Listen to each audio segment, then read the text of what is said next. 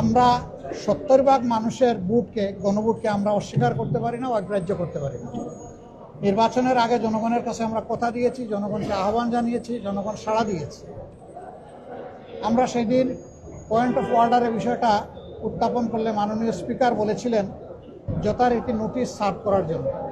আজকে আমরা সেইভাবেই নোটিশ দিয়েছিলাম এবং নোটিশের উপরে আলোচনা শুরু হয়, নোটিশ পড়ে শোনানো হয়।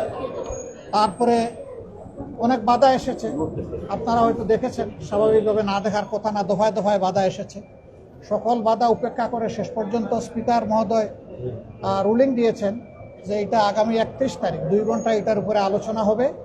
এরপরে আলোচনায় কি হয় আমরা দেখব ইনশাল্লাহ। তবে আমরা আশা করব যে এখানে সরকারি দল তারা আমাদেরকে সহযোগিতা করবেন।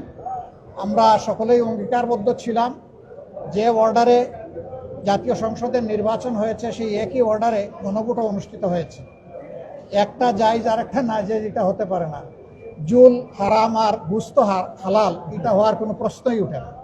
যদি নাজাইজ হয় দুইটাই নাজাইজ হয়ে যাবে।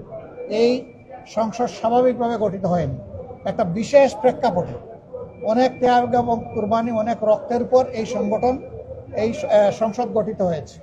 তো আমরা এখন অপেক্ষায় আছি, 31 তারিখ আলোচনা হবে, আলোচনায় আমরা অংশগ্রহণ করব। আমরা আশা করব জুলাই চেতনাকে, জনগণের আকাঙ্ক্ষাকে, 70% মানুষের দেওয়া ম্যান্ডেটকে সরকারি দলও সহযোগিতা করে এটাকেও গ্রহণ করে নেবে এবং এর মধ্য দিয়ে এই সংকট অবসান হবে ইনশাআল্লাহ।